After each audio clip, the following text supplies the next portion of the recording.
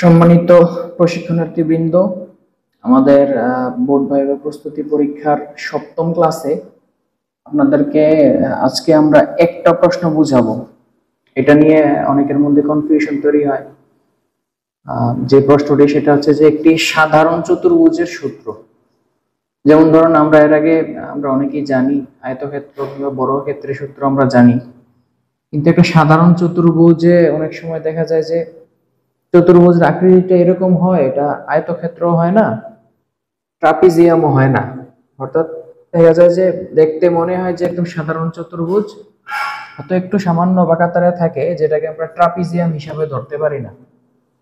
তো সেই ক্ষেত্রে একটা ব্যতিক্রম ধর্মী সূত্র আছে, সেটার ক্ষেত্রফল বের করার। এটা আমিনশিপে কাজে লাগে এবং প্রায় ইউজ হয় যারা আমিনশিপ পড়াশোনা করে বা যারা জমি মাপে তাদের কাজের ক্ষেত্রে এটা খুব কাজে লাগে। যেমন হচ্ছে ধরুন আমি আগে এঁকে রেখেছি এরকম, এখানে একটা চতুর্ভুজ আমি এঁকে রেখেছি। তো ধরুন এই পাশটা উপরের দিকটা একটু বড়, নিচের দিকটা একটু ছোট।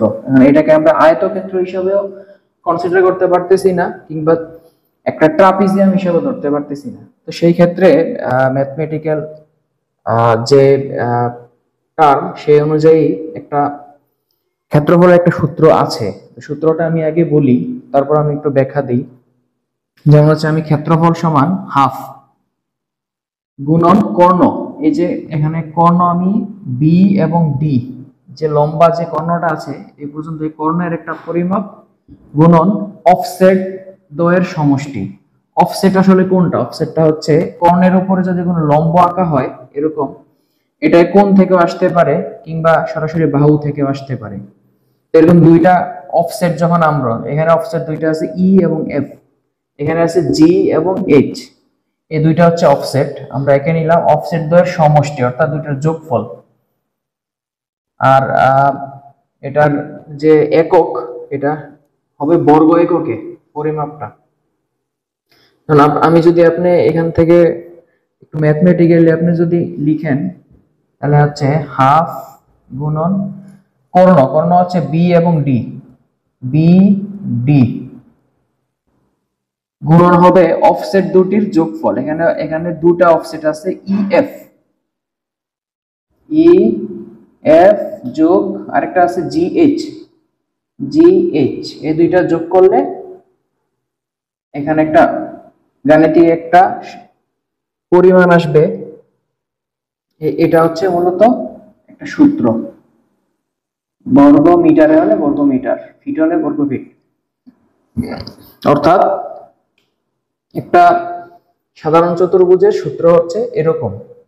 আর অফসেট, এই আমি অফসেটটা একবার বলি। এখানে এই চতুর্ভুজের মধ্যে আমি যখন দুইটা কোণের মধ্যে সংযোগ একটা রেখা আঁকবো, এটা হচ্ছে কর্ণ। কর্ণের উপরে আমরা যেই লম্বগুলি টানবো এগুলো হচ্ছে অফসেট। এটা একটু মনে রাখতে হবে সবার। এবং এই সূত্রটা হচ্ছে একটু ব্যতিক্রম ধর্মী। সাধারণ চতুর্ভুজের ক্ষেত্রে যদি একটু বাঁকা হয় সেটাকে আমরা ট্রাপিজিয়াম হিসাবে ধরি এবং ট্রাপিজিয়ামের সূত্রে আমরা ফেলি। কিন্তু অনেক সময় দেখা যায় যে ট্রাপিজিয়ামের সূত্রে ফেলতে ইচ্ছা হয় না, কারণ একটা চতুর্ভুজ দেখা যায় যে ফুল চতুর্ভুজের মতোই। তো সেই ক্ষেত্রে আমাদের অফসেটের পরিমাপ যদি নেওয়ার কোনো অবস্থা থাকে, আমরা যখন জমি মাপতে যাই তখন যদি মনে হয় যে আমরা অফসেট তৈরি করে জমিটার পরিমাপ করব, সেই ক্ষেত্রে এই সূত্রটা আপনারা অ্যাপ্লাই করতে পারবেন। এটা পরীক্ষায় আসে, ভাইভা বোর্ডে জিজ্ঞেস করা হয়, খুবই গুরুত্বপূর্ণ।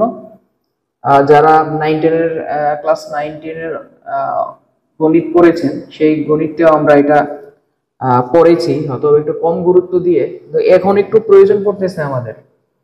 সুতরাং আপনারা এই জিনিসটা একটু খেয়াল রাখবেন, মনে রাখবেন, একটু আয়ত্ত করবেন।